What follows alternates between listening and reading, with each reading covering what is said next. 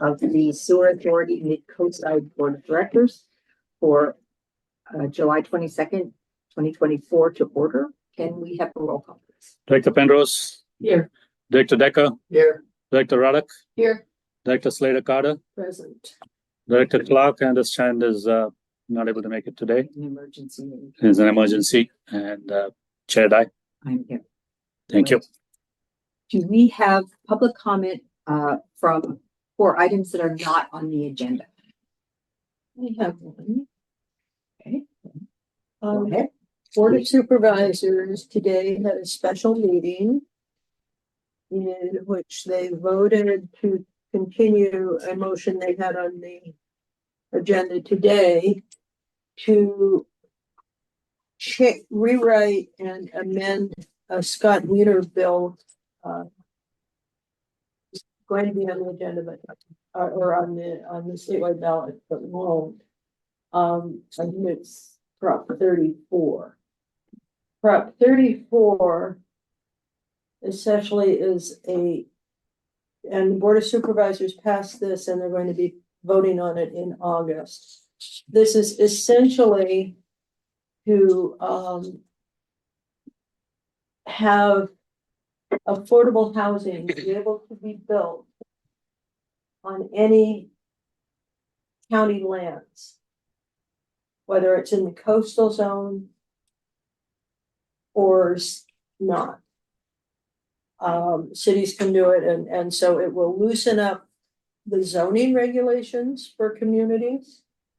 The Board of Supervisors, and this is the part, one of the parts that has me very upset, has decided to discuss this with cities, but not special districts.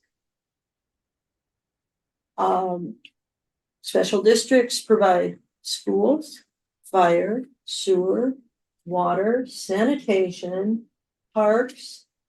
Is this on the fall ballot? They're discussing when to have it, when to put it on the ballot. If it had been passed today, it would have been on the fall ballot. I don't think it would be in time. It was my understanding that the fall ballot was already set. They're talking about changing it or changing the provisions of one of the propositions that was set for the ballot. For the county. It's a county initiative. Well, they're on recess though now. Right. But the county wants to push this forward. And like I say, the part that They want to push forward Prop 34? they want to push forward the county's version for the county. Oh. But the problem is special districts provide so many services. And we need to know if we're going to be able to get paid for this. Because none of this stuff, as cities know, you don't just create sewers out of nothing. Somebody's got to pay the sewer connection fees. Same for special districts in incorporated or unincorporated areas. And I am disappointed, deeply disappointed that this particular Board of Supervisors is not feeling inclusive of service providers to our communities. And so I will keep you posted on that. Because I think it's something we need to track of. Again, it's people are coming up to us. There's one particular member of the committee. Why do we have to pay so much for connection fees? It should be free. Well, you guys all know that we pay for it. We pay for expanding the services for individual houses with connection fees. The other thing that I've asked to discuss at our next agenda at MWSD is San Jose has decided to allow ADUs, whatever, to be sold separately from the lot or the structure they are a part of. And that's going to leave some real problems again for cities and special districts. Half Moon Bay may have the staff to deal with it, But, if you've got people arguing over a single water line that serves two residences, or a single sewer line that serves two residences, or any of these other things, Nobody is thinking this stuff through. thank you, so. Nobody is thinking of the consequences of this stuff. They just want it now. that's right. We should perhaps have a more formalized part of our agenda where we talk about some of these political issues. Yeah. Because I think having them come up when we're not supposed to have further discussion is not Yeah. the best way to follow up on this. So can we maybe either put it under legal or have a new section of the agenda that talks about, you know, potential legislative issues that could impact our agencies? Jeremy, do you Jeremy, want yes. to speak to that? Yeah, I think that's a great idea, and I think you must have read my mind, Shardai. That's a great idea. One thing that you could consider just including like a placeholder for legislative developments, and then you could include it there, or we could have a specific item for this. Really, as the chair, you can kind of make that determination. But this does have significant effect, and we can talk about it. But it should be a separate issue. And there is ADUs create some unique challenges for special districts. So anyway, that would be a good future agenda. Thank you. Okay, well, I would like Great to ideas, thank pursue you. that too, because you are often bringing up important issues, and then when it's audience comments, we really shouldn't follow up on it, but we need to have discussion of some of these items. So let's have a place in our agenda where we can discuss those. I Is appreciate that. everybody okay with that? Worth that? Yeah. And I'm hoping the public will take more of a stronger interest in this because it affects everyone's bills and rates. Yeah. Agree. Anyone else have comment on an item not on the agenda? Great. To the consent agenda. Does anyone want? Greg has his hand raised. Okay, and I have a question. Greg, you wanna Public speak to comment. that? Any board members want to speak? Just want to piggyback on some of this discussion by pointing out that Representative Skinner has a bill, I can't remember, is it 1510, that's going to limit impact fees, and there's several other things pending at the state. You know, I've been a bear on connection fees because I believe it's the way to replenish your asset foundation. And I just want to tell you they're under threat from a number of directions. Jeremy may know more, but it's worth following up. Thanks. Everyone, okay. I have a question about the consent agenda. I'm sure I'm gonna pull it. On the item D, the CalPERS unfunded annual liability. I know in last year's budget, we were over budget because by quite a lot because of pension obligations. Retiree contributions, we were $121,000 over budget in that. Is that this item? Is this the pension contributions that they're talking about? Unfunded liability, yes. Yes. And how does this amount So this, compare to this year's budget? Probably pull this. I don't know, maybe Peter, if you could pull it up, please. Shall we pull this item? Yeah, Director Dada, the best approach probably just to pull it and then talk about and add it to regular business. Okay. So I'd like to pull item D. Anyone else want to pull anything? in the I consent calendar? move that we approve consent agendas, items A, B, and C, and we will discuss item D later in the meeting. Second. Any further discussion of the motion? Aye. Can we have a roll call, please? Director Penrose, Yes. Director Decker, Aye. Director Radek, Yes. Director Slater Carter, Chair Dye. Aye. Thank you. Should we handle this now, Jeremy? Sure, it's perfectly appropriate. I'm not questioning that we need to pay this. I'm just interested in how it's reflected in our budget. Okay, the fact remains that we got this information only after the budget was finalized. That's what happens every year. Okay. Because we don't get anything from CalPERS when we prepare our budget in the month of March, April. We got it in July after the budget was approved.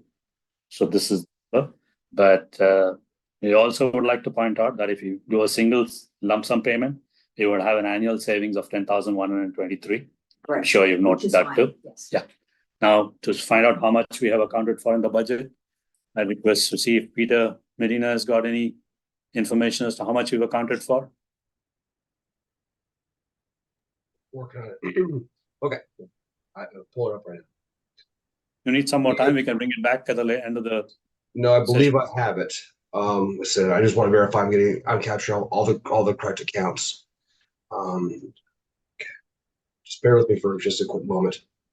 Is it item 4 under expenditures, retirement contributions?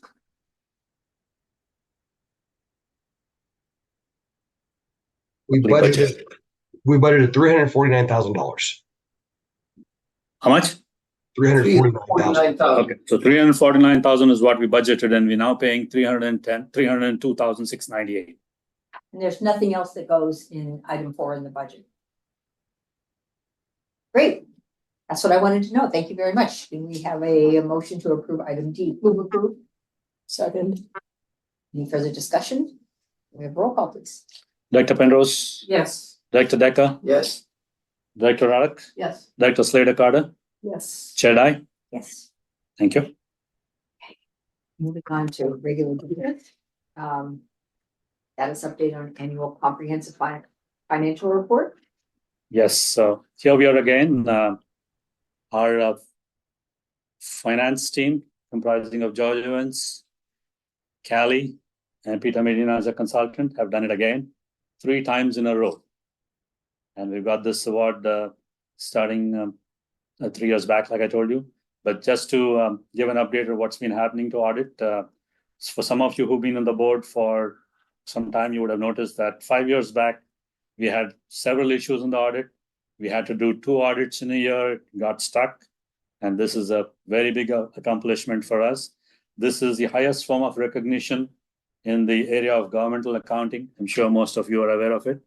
And we have the Certificate of Achievement for Excellence in Financial Reporting. And all this credit goes to my finance team. Thank you very much, and congratulations to each one of you. Congratulations to the finance team. Thank you for your hard work. A big banner on the website. Yes, we can put that too. Great, first page. Open up website, there it is. Yes, and Yay. nevertheless, a lot of encouragement from our finance committee and of course you board members. Thank you. Anyone from the public want to speak to this? No action is required, correct? Correct. No action. This is Moving just, on to item D, authorize general manager to purchase, replace SAM 6 for administration department. yes, so Wait. Sid, did you want to speak to that? No, the one before, I just wanted to say, haven't always attended all the SAM meetings, but I recall several years back that I tuned in and saw that we were behind on audits that I guess they hadn't kept up on the books for years. And now we're getting awards. So I just want to commend the current management and bookkeepers and everything else. So thank you for that. Great. And I will note that Thank you. problems happened under the previous general manager, Beverly. So we're not. Shape things up. She might be a long time. No, it's fine. Anyway, moving on to authorize general manager to purchase, replace SAM 6 for administration department. yep, so the SAM 6, which is an admin vehicle, most of our admin staff uses it, was purchased in 2008. The condition is fair, but it has developed a lot of, now and then we take it to the workshop, get things fixed. We spend about $10,500, and having lived in the coast, having parked here in this area, you know how it corrodes and how it deteriorates over a period of time. So the past 7 years, we've been having a lot of problems, functional repairs required. Therefore, we budgeted for it for the 24-25 year. And now we've got multiple quotes from 3 people. We also found that we can trade this in and get about $1,500 right now. So that's a good amount of money, Yeah. which we can utilize to put it into the vehicle. So we'd like the board to authorize us to go ahead and replace this vehicle. Was I have a question. Oh, thank you. Go ahead. Is there would there be any point in keeping it as a backup truck? No, it's not safe. It gives all sorts of check issues on the dashboard, which we need to take it back to Ford, and they spend a quite amount of time and money to fix it. Okay, Probably has lots of emissions too. Yeah. I'm a bit confused. It says for the administration department. Who does the administration department need a truck? No, it's like a Jeep sort of a thing. It's not a truck where we need to some equipment at the back. Can't we buy a $36,000 regular vehicle? Yeah, but it goes to different terrains. It depends on where we go. We go into fields to check certain things. The admin staff uses it too. So that's why we thought, Their stuff goes into fields. yeah. they So go to it's fields too. it's a general purpose use truck, not Yes. just for paperwork. Not just for paperwork. Yes. That's what Oh. confuses me. Because when I read administration department, I think this is just for people to want to. Well, Yeah. I think Move they around. often have to go check on something. I mean, Yeah. Part of their job is to go check on something wherever it's happening, Yeah. So it'll be, so. so the admin staff primarily would be plant superintendent, general manager, and the accounts team and the administration team. So I understand that the accounts and administration probably will be going to the bank or other places and may not be required. But for the general manager and for plant superintendent, if you have to go, yeah, we need to see some force main somewhere, then it's better to have a proper gateway. I move that we authorize the general manager to purchase replacement of the SAM vehicle number 6, the admin department. Second, any further discussion? I have a Anyone from the question. public? Is this a hybrid? Is it electric? Is it diesel? What's the fuel? It's a hybrid. Okay, I'm glad to hear that. The comments?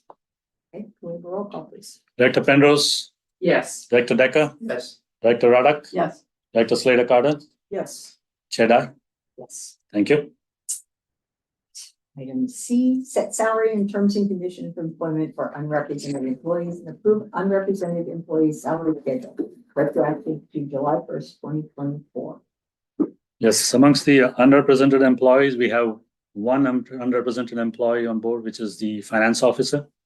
And therefore, we are bringing him on par with the local 39 MOU, which we signed a couple of years back, where they get a 3% COLA increase.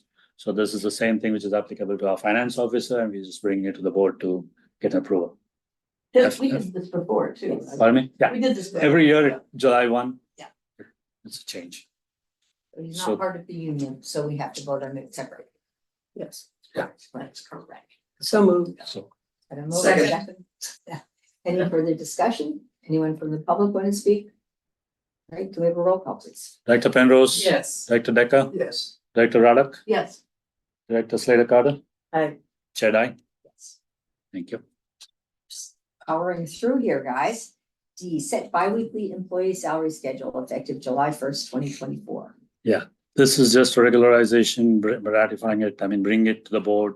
The board has already okayed it in our previous meetings. This is the 3% increase for local 39 represented employees. So we need to bring it to the board so that we can declare it to CalPERS that it's been approved, and we need to put it notified on our website. So this is just bringing it there. So it's just 3% increase for the MOU So moved. present mail. Second. Okay, any further discussion? Anyone from the public like to speak to it? I will speak to Oh, it. okay. I will speak to the management and the admin staff and the crew. It is a pleasure to work with you guys. You have done such an exemplary job over the years, and always a pleasure to meet and work. And when I see you out in the field, people are saying, "Hi, how are you?" You know, and our crew is well known and beloved in the community, and I am so pleased that this board has come so far to understand the necessity of taking care of our crew so that we have an exemplary sewer plant. And so I'm just saying, thank you, thank you. Thank you. Any other comments?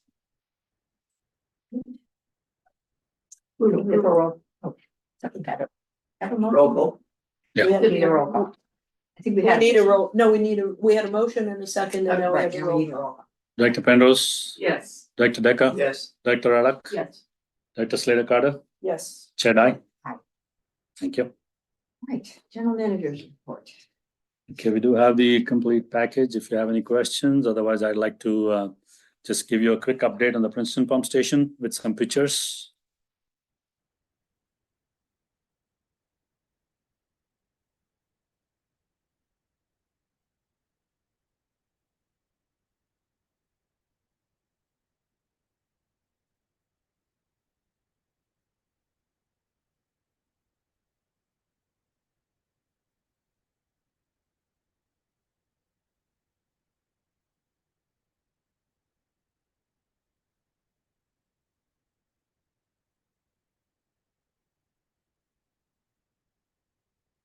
See the screen. A quick update on the Princeton pump station rehab project. As I indicated in my last board meeting, that the Princeton pump station is complete now. It is live. In the last board meeting, it was being tested with water. The next day, we tested with sewer. And it's been more than 2 weeks. It's about 2 weeks since it's been running. It's live and everything has been completed. So just to give you a summary of the work completed, the placement of the lift station has been done. Tie-in valves have been done. The HDPE gravity lines and ductile iron pipes have been installed. Excavation has been done, installed, and testing of new manhole. Mass grading of the site has been done. Asphalt has been placed. Fencing is yet to be done. Some temporary thing has been done, but a permanent one will be coming very soon. And functional testing of the pump station has been done. We tested it first with water and then tested with sewer, made sure everything is okay. And then we pulled the plug on the old pump station and removed it offline so that we have the new line now, which takes care of all our problems which we had earlier. As you remember, I brought to the board several times that we had unsafe scenarios, the old pump stations, all those things have been taken care of in this new pump station. So this is how the pump station used to look before. And this is how it looks now. Paving has been done. The fence is yet to be put. And we have a surge tank, which is yet to be installed, which is coming up in August. But it has been substantially completed. And for the books, we can always say, for our consent decree, we can say that the project has been completed because we've been able to, it's operational and we are pumping sewer. That's completed. The surge tank is an additional thing. The pump station has not run with the surge tank for almost 20 years.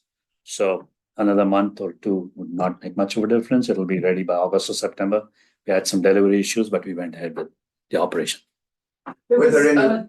Sorry. You first. Were there any overruns on the price quoted? No, not price code, but once the prices are all, once the project is complete, I'll bring the complete financial update, probably the project closeout, probably in September. That'll give us a fair idea because all invoices have not come in from the contractors and various vendors. Once we get all that, but I don't foresee any overruns. One of the major issues with the Princeton pump station was that it was dangerous. Correct. And that was because the space. Confined space. Do we have pictures that show us the difference between the old and the new? I may not have, but the new I might be able to show you some pictures. I'll explain to you when it comes to that. Okay. I was Need gonna some of say, that glossy photos sent to Andrew Packard. I would be happy to explain there was a hole about this big with a ladder that went down like that was slippery and they Yeah, I had to know, go I down. know. Yeah. I And now we have- want to know photographs is what I'd like to. Sure. see. Yeah, Yeah, now it's just we'll flat. bring that up. But now we have pumps where if the pumps need maintenance, then it can be pulled up by rails so the people don't have to go down into the space. Okay, I'll see if I can. I think it's a great idea to put those again online as a great accomplishment because it's been, I've heard various numbers, somewhere between 40 and 50 years that this has been a hazard. Yes. And I think that I'm really proud of this board for having gotten it together to get this done. Maybe an open house in the future too. Yeah, we're planning on having an open house outreach. Once everything is completed, we'll get it painted and we'll call everybody for a formal inaugural of the pump station. Yeah, there's what. So that's the wet well. You see the lift station being inserted into the ground. This is a 3-part precast. You see, we had to use a long crane excavation and bring it to the excavation site, and that is the wet well. So this is how it looks like, the wet well, and inside this is the pumps.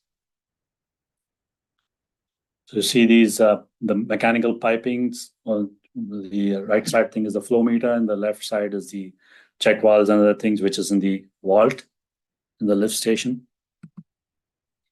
We have underground piping. This is just before covering it up. If you go to the pump station right now, you won't see any of these because all this is covered and hidden. So these are tie-in valves for the lift station, and you see on the right-hand side, you see the valve and the force main both tested and passed. It's the pressure gauge, so we have to hold the pressure for a certain amount of time, make sure that there's no leak, the pressure doesn't drop off, and then we switched over to sewer the next day. So this is the new manhole which we had to create. This excavation and creation being done, and the water intrusion was addressed prior to sealing the interior of the manhole. So the outer rim thing, we had a coating there which is pretty thick, and that prevents any water intrusion from coming into the manhole. So this is mortaring done inside of the new manhole. Mass grading of the site as outlined. This is all done. So this is the functional testing with water. You see that that hatch there, the guy writing on the hatch there. So below the hatch is the pumps. So the picture is not very clear here, but I can make arrangements to get a better picture. See the extreme right, you can see the pumps there actually. So you can pull it up with those chains. You see those chains on the extreme right? Those chains, you can pull it up with rollers, and that comes on railings. You can pull the pump onto the top and service it. While in the old pump station, you had to actually go there. So ladder, jump from one place to another place, and then get into it with confined space. Got it. Okay? Much better. Yeah. Send you a couple pictures. Yeah, it's difficult for me to show it. And great if you've got claustrophobia. You don't have to go down. Correct. So this was the old electricals. You see those two things there. Those are the VFDs, variable frequency drives. So this was in a place where the generator was there, and you had a control panel in a different location. This was where it was earlier, and now you've got everything in one place. You see the VFDs, everything with the new control panel. Everything is there here. This is the new VFD control panel and electrical all together. Just thought I'll, much better, much neater, cleaner, with all conduits going underground and all that. And yep, so just thought I'll share these pictures with you. We'll have. Also on the concrete pedestal. Correct. So that if the water rises, then. Exactly. It's not immediately affecting. Yep. The unit. Yep. So these are a few pictures I wanted to share it with you when we have the project close out in September or so. Once we have all the work done and get all the invoices from the vendors, I'll bring it back with the financials as well as the pictures. Okay, I think we have a question from Greg. Yes, Greg, go ahead. You're muted. My apologies. One of my questions, some gearhead questions, the use of ductile iron pipe. A second question is, in case something goes wrong with those chains in the lift, is there still also an emergency ladder to get down there? And the last question is, how often do you have to test that you can retract the pump when you need to? Do you test it every year, every 3 months? Because you would not want to be surprised when you needed to raise it if you found you couldn't raise it. You follow me? So those are the questions: the pipe, a backup ladder, and how often do you test that retracting capability? The pipe is a HDPE pipe. Yeah. It said ductile iron. Ductile iron got replaced by HDPE. Okay, thanks. Okay, and then your second question was on is there a ladder in case the chains don't work? Do you have an emergency No. ladder to still get down there and do some? No, there's Emergency. no ladder. There's just the chains on the pump. If we have to do a confined space entry, we will. And we would do that from the top and lower someone down, but there's no actual ladder. We could put a ladder in if we had to and do it that way. So you have a combined ladder and entry harness set up to do that. But that's not. Yeah, I didn't see the ladder. Yeah, And then it's the not- last question is, how often are you going to test this so that you know that it works when you need it? Well, what the pumps run every day. I don't Yeah. know what you're. No, I mean extracting the pumps. How often are you going to test extracting a pump? That's what? Sorry? Extracting the pumps. Extracting the pumps. Oh, bring it up. At least once, I mean, it's all stainless steel, so at least once a year, the chain and everything and the hookups is stainless steel. So at least once a year, they'll get pulled up for annual inspections. But if something happens, if they rag up for some reason, we're gonna pull them more frequently than that. Yeah, and just to let you know, Greg, we have two pumps. So one pump is only in operation, the other is a redundant pump. And just in case, God forbid, suppose both the pumps fail, then we have a place where we can hook up an exterior pump and then pump out the wet well. So everything it will not start overflowing, saying two pumps are not working. We can have an external pump where you can hook it up and suck it out from the wet well. This was not there in the earlier pump station. So we have provision, we have a backup. So you have lots of various forms of redundancy. Correct. So that you are not stuck with just a single redundancy like we had in the previous pump station, but we've got multiple forms to handle different kinds of failures. Yeah, in our previous pump Which are station. not likely. Yeah, in our previous pump station, we did have a redundant pump. We had two pumps and we would always use one pump. It's the same here. The additional thing is if these two pumps fail for some reason, then we can hook up an external, we call it as a trash pump, or like a mobile pump or a portable pump, hook it up, and then we can suck out the wet well to prevent the overflow. Great, this is clearly a huge improvement.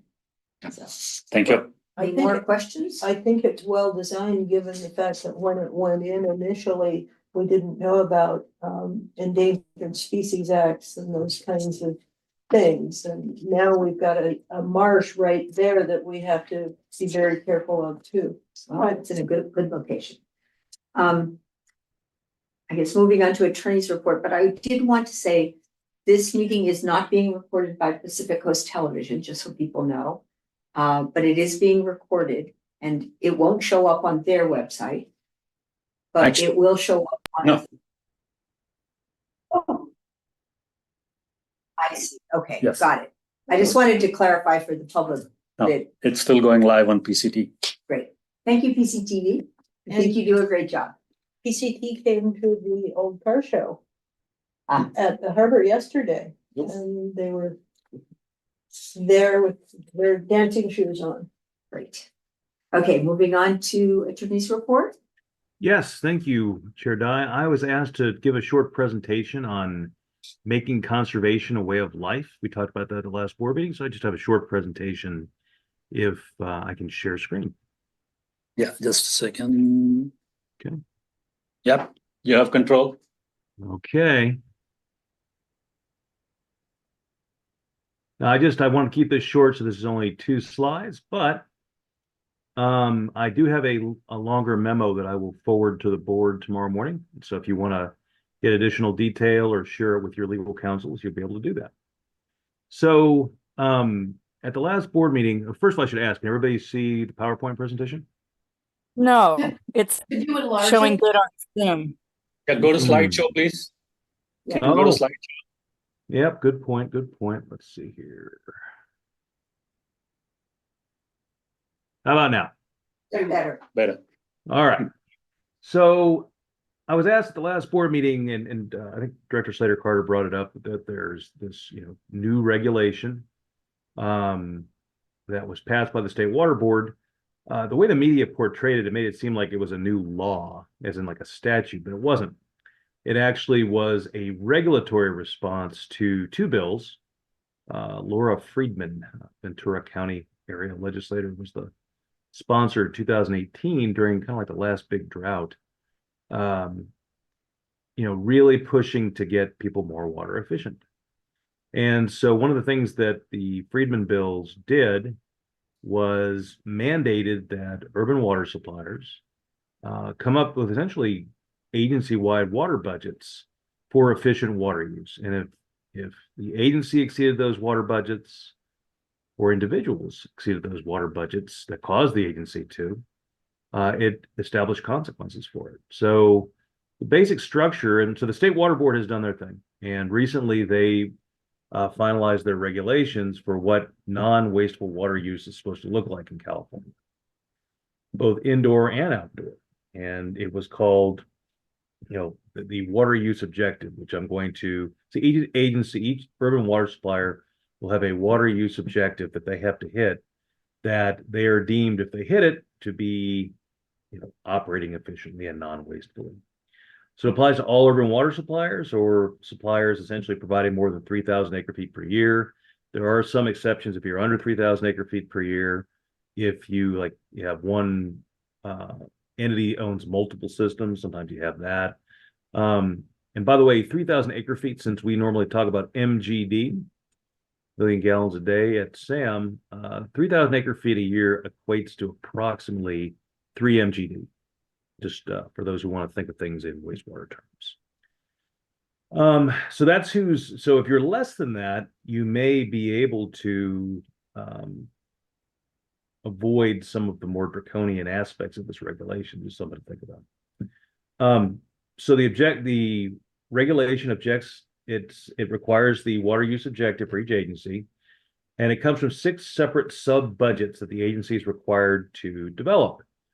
And of those 6 sub budgets, you have to come up with an aggregate total. And one of the advantages that the regulators like to talk about was that it allows an agency to pick and choose from between different areas to make cuts if cuts are in fact required.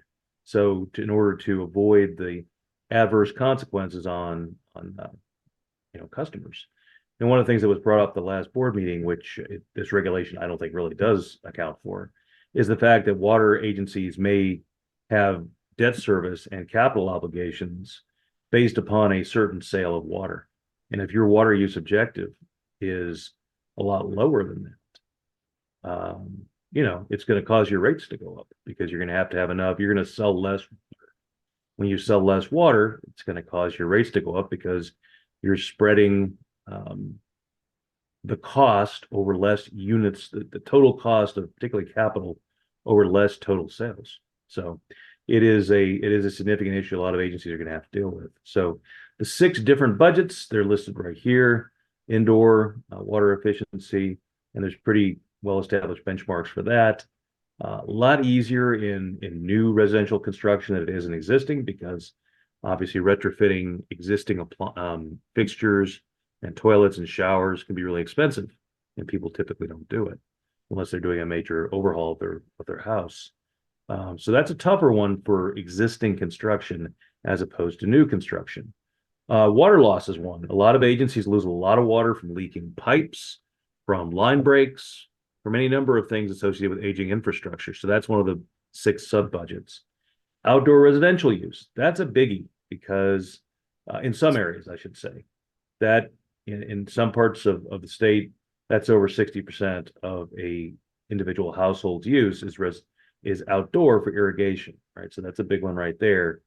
And then there's outdoor institutional commercial use. That could include irrigating medians and irrigating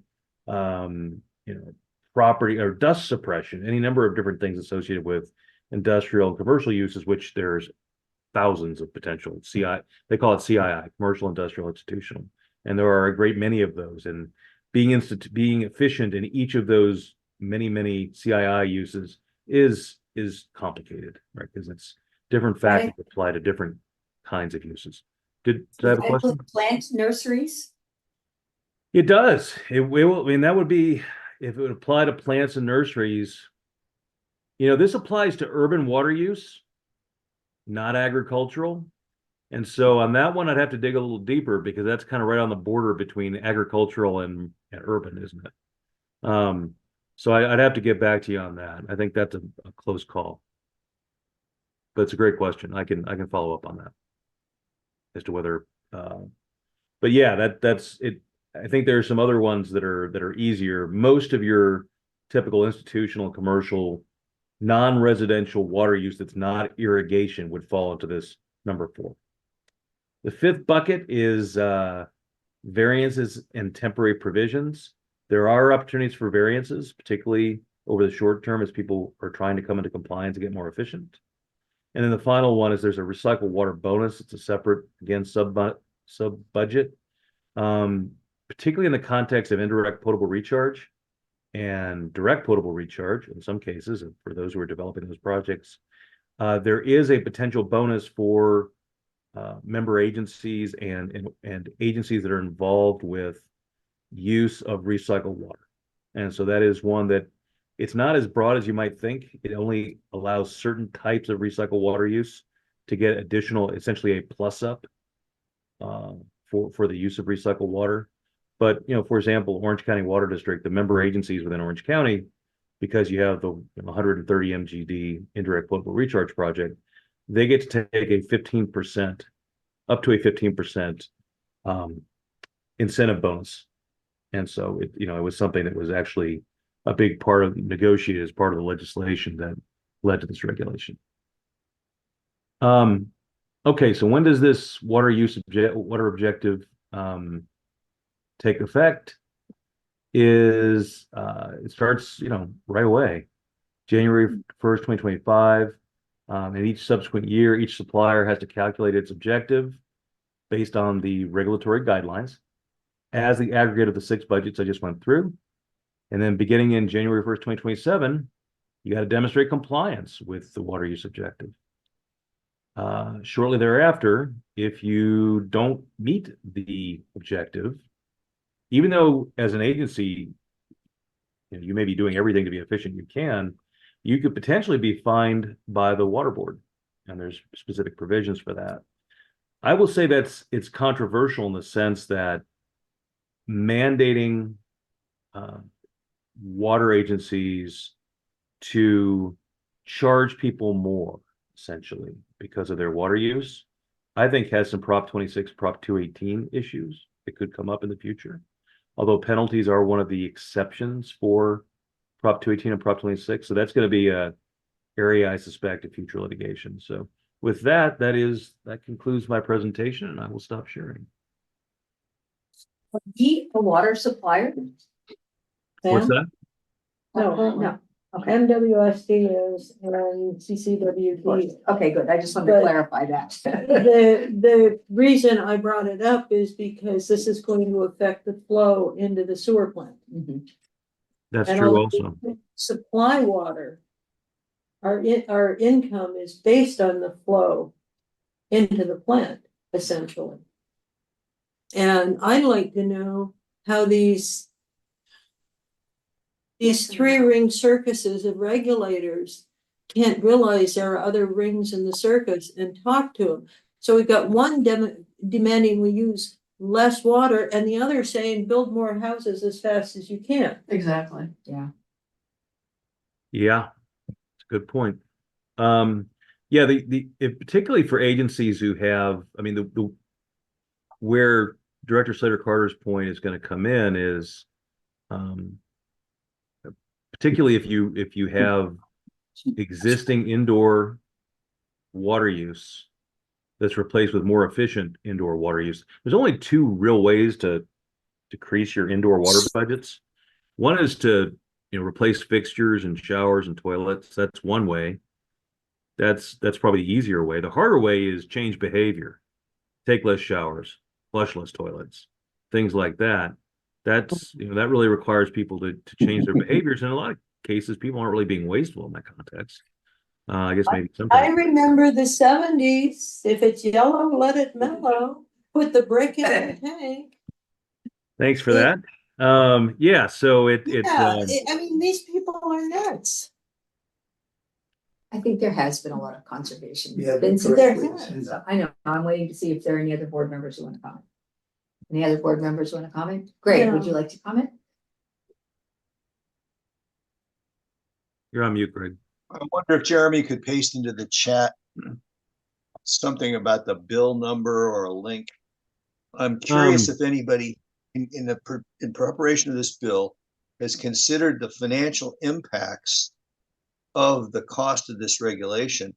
I know there's sometimes secondary effects like the low flow toilets reducing the sewer flow, and the slope of the pipes wasn't enough in some districts to carry the sewage properly because everybody reduced their flow. So I'm just curious what analysis, and I don't need the full answer here, but I would like to be able to study what analysis was done of the cost and the impact of this thing. So that Jeremy, if you could put something in the chat or something. Yeah, well, I can, sometimes I'm not able to do it, but in this case, this was intended to be I have a memo that was intended for public, for open sessions. So as long as nobody has any objection, I'm happy to share it with you once I share it with the board. Please. Great, yes. Thank you. Yeah. Thank you. Anything further on this? Okay. Director's reports. Topics for future board consideration. Same as always. Well, and we were going to add the potential legislative discussion Right. placeholder. Yes. Amend our agenda to leave a place for legislation and regulation that could potentially impact. I'm particularly interested in the infrastructure. Yeah. Projection. But that was gonna be under the attorney's report. I think we're wanting maybe a separate line item Ah. rather than under attorney's Yeah. report. I think we'd have the choice if there's a reason why it should. I mean, I think having a standing item for emerging legislation and regulatory issues would be nice. That way there's a place to park some of these miscellaneous things. But then if you want me to dig into something deeper, we can put it we can also put it on under the attorney's report. I think it's fine as a separate item. Yeah.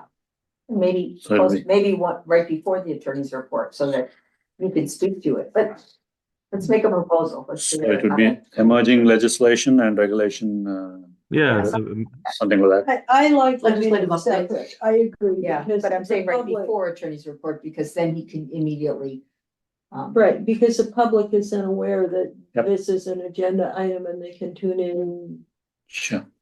specifically for, because it has for decades worried me about what's been coming down. And then the citizens come up to us, the local decision makers, and they're mad at us and we're going, no, I'm sorry. Those are just legislative and regulatory updates. Yes. Yeah, and Deborah, you're good at that too, so. Don't have to be anymore. Okay. All right, so are we ready to go to closed session? Yes, we can. We need a Want to thank Director Grant for attending. I don't know, can she come to the closed session? No, no. Okay. no, probably not. But thank you for being here. Yeah. All right, so we will adjourn to closed session. Okay. Thanks, everybody. Thank you. Thanks. Bye. Thanks, everyone. Thank you. Okay.